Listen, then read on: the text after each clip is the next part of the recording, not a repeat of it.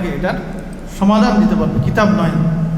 কিন্তু আবার যোগ্য আলেম যদি কিতাব পড়ে তাহলে তার জন্য এটা ঠিক আছে, কেন যে তার কাছে এলম আছে, সে আরও আলেমদের কাছে পড়ছে, এখন কিতাব পড়ে সে একটা সমাধান নিতে পারবে। কিন্তু যে আলেমের কাছে পড়ে নেই, শুধু বই পুস্তক পড়ছে, তার পক্ষে সঠিক জ্ঞানটা পাওয়া সম্ভব নয়। আবার তার কাছে যারা শিখবে তারাও সঠিক জ্ঞান পাওয়া সম্ভব নয়। তো এই জন্য আপনি আমাদের সমাজে দেখবেন যে কিছু কিছু ইসলামী দল আছে, আমি তাদের নাম বলতে চাচ্ছি না, তাদের যে প্রতিষ্ঠাতা তারা এই ধরনের আপনার কিতাবী জ্ঞান তাদের কাছে আছে,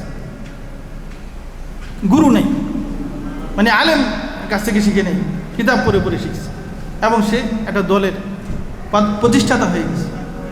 এই জন্য দেখা যাচ্ছে যে ওই দলের মধ্যে ভুলভ্রান্তি বিভ্রান্তি রয়ে গেছে।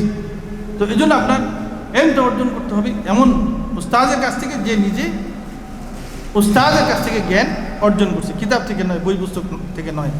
কিন্তু এক পর্যায়ে অবশ্যই তাকে বই পুস্তক থেকে জ্ঞান অর্জন করতে হবে, কিন্তু প্রথমে তাকে উস্তাদের কাছ থেকে সবকটা নিতে হবে। তো তাহলে আপনার ইমাম মালিক রাহিমাহুল্লাহকে জিজ্ঞেস করা হলো যে এমন লোকের কাছ থেকে, এমন আলেমের কাছ থেকে আমরা জ্ঞান নেব কিনা যে নিজে কোনো আলেমের কাছ থেকে জ্ঞান অর্জন করে নাই, কোনো দারসগাহ, কোনো ইসলামী প্রতিষ্ঠান থেকে জ্ঞান অর্জন করে নাই, তার কাছ থেকে আমরা জ্ঞান অর্জন করব কিনা। ফাকাল লা, ইমাম মালিক রাহিমাহুল্লাহ বললেন যে না না, তার কাছ থেকে জ্ঞান অর্জন করা যাবে না। ফাকিলা আয়ুখাযু মিম্মান হুয়া সাহিহুন সিকা গায়রা আন্নাহু লা ইয়াহফাজ, যে এমন ব্যক্তি যে হয়তো তার মানহাজ ঠিক আছে, বিশ্বস্ত, কিন্তু তার কোনো দলিল মুখস্থ নাই, কোরআনের আয়াত হাদিস সম্পর্কে তার কোনো মুখস্থ নাই, কোনো দলিল আদিল্লা তার মুখস্থ নাই, ওয়ালা ইয়াফহাম মা ইউহাদ্দিসু, যে কথা বলে কি বলতেছে এটাও সে বুঝে না, তাহলে তার কাছ থেকে জ্ঞান অর্জন করা যাবে কিনা। ফাকালা লা ইউক্তাবুল ইলমু ইল্লা মিম্মান ইয়াহফাজ, যে তার কাছ থেকেই জ্ঞান অর্জন করা যাবে, তার কথাই নোট করা যাবে, লেখা যাবে, মানা যাবে, দিয়ে মানে কোরআন এবং হাদিস যার জানা আছে, মুখস্থ আছে, তার কাছ থেকে জ্ঞান নেওয়া যাবে এবং তার কাছে জ্ঞান অন্বেষণ করা যাবে, অন্যথায় নয়। তো তাহলে আপনার এমন লোকের কাছ থেকে জ্ঞান নেওয়া যাবে না যে কোনো আলেমের কাছ থেকে জ্ঞান অর্জন করে নাই। আবু দারদা রাহিমাহুল্লাহ, আবু দারদা রাদিয়াল্লাহু আনহু তিনি বলছেন যে মিন ফিকহি রাজুল মামশাহু ওয়া মাদখালুহু ওয়া মাখরাজুহু মা আহলিল ইলম, যে একজন আলেম সম্পর্কে সে কতটা সঠিক আলেম সেটা বোঝার জন্য একটা আলামত হলো যে তার চলাফেরা, তার উঠা বসা কাদের সাথে, তার চলাফেরা, তার উঠা বসা যদি ভালো আলেমদের সাথে হয়, সঠিকপন্থী হকপন্থী আলেমদের সাথে হয়, তাহলে তার কাছ থেকে আপনি ইলম নিতে পারেন। আর যদি তার উঠা বসা চলাফেরা সঠিক আলেমদের সাথে না হয়, তাহলে তখন তার কাছ থেকে ইলম নেওয়া যাবে না। চলবে সে। এরপরে আর মনে হয় বেশি, আচ্ছা হ্যাঁ আমিও দেখি ইনশাআল্লাহ।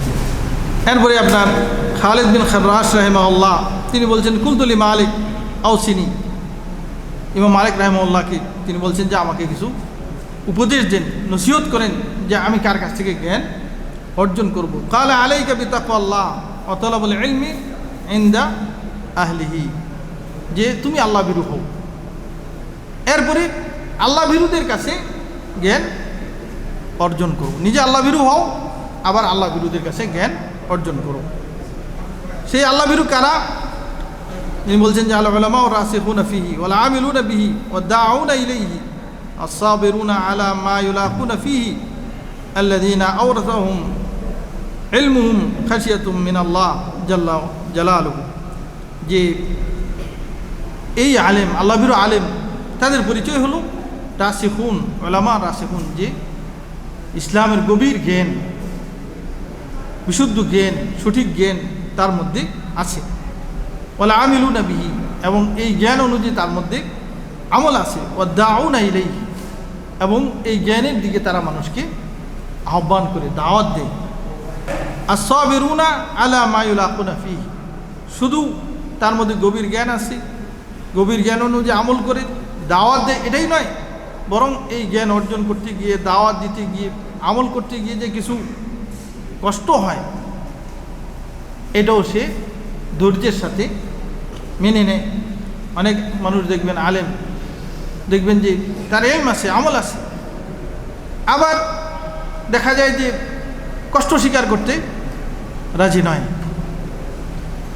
সে মানে তার দেখা যাবে যে আপনি তাকে দাওয়াত দিতে গেলেন, আগে মানে হেলিকপ্টারে যাওয়া যাবে না ভালো এসি গাড়িতে যাওয়া যাবে, হ্যাঁ, এরকম কিছু কিছু আলেম আছে যে তাকে দাওয়াত দিতে গেলে আগে আপনার হেলিকপ্টারের ব্যবস্থা করতে হবে, ভালো গাড়ির ব্যবস্থা করতে হবে, আর না হলে সে যাবে না। না, এটা নয়। ইলম থাকতে হবে, আমল থাকতে হবে, এরপরে এই দ্বীনের প্রতি দাওয়াত দিতে হবে, এবং এই কাজ করতে গিয়ে যে কিছু কষ্ট, এটার জন্য তার মধ্যে ধৈর্য থাকতে হবে। আল্লাযীনা আওরাসাহুম ইলমুহুম খাশিয়াতুম মিনাল্লাহ, যার এই ইলম তাকে আল্লাহ ভীরুতা ওয়ারিশ করেছে, মানে এই জ্ঞান তাকে আল্লাহ ভীরুতার শিক্ষা দিয়েছে। এই জ্ঞান অর্জন করে তার মধ্যে অহংকার পয়দা হয় নাই, অহংকার সৃষ্টি হয়নি। যদি জ্ঞান আছে আবার অহংকারও আছে, তাহলে তার কাছ থেকে জ্ঞান নেওয়া যাবে না। তো তাহলে আপনার ইসলামী জ্ঞান অর্জন করার ক্ষেত্রে উস্তাদের যে বৈশিষ্ট্য লাগবে সেগুলো হলো যে, প্রথমত আপনার যে এলম সে অর্জন করলো, এই এলমটা অর্জন করতে হবে নবী সাল্লাল্লাহু আলাইহি সাল্লাম, সাহাবে কেরাম, সালফে সালেহিনদের কাছ থেকে, তাদের মানহাজ, তাদের পদ্ধতি অনুযায়ী। এরপরে এই ইলমের আমল তার মধ্যে থাকতে হবে, এবং এই ইলমের প্রতি দাওয়াত দিতে হবে। এরপরে আপনার দাওয়াত দেওয়া, আমল করার ক্ষেত্রে ধৈর্য তার মধ্যে থাকতে হবে। তার উপার্জন হালাল হইতে হবে, তার চালচলন, উঠা বসা আলেমদের সাথে হইতে হবে, সঠিক পন্থী, হকপন্থী আলেমদের সাথে তার উঠা বসা, চলাফেরা থাকতে হবে। তার মধ্যে বেদাত থাকা যাবে না, বেদাত মুক্ত হতে হবে। এই বৈশিষ্ট্যগুলো যখন একজন উস্তাদের মধ্যে থাকবে, তখন আপনি নিশ্চিন্তে, নির্বিঘ্নে তার কাছ থেকে ইলম অর্জন করতে পারেন। আর এই বৈশিষ্ট্যগুলো যদি না থাকে, তাহলে আপনাকে ইলম অর্জন করার ক্ষেত্রে সতর্কতা অবলম্বন করতে হবে। আল্লাহ রাব্বুল আলামিন আমাদেরকে সঠিক উস্তাদের কাছ থেকে সঠিক জ্ঞান অর্জন করা এবং সে অনুযায়ী আমল করা তৌফিক দান করেন। আমিন। ওয়া আখিরু দাওয়ানা আলহামদুলিল্লাহি রাব্বিল আলামিন।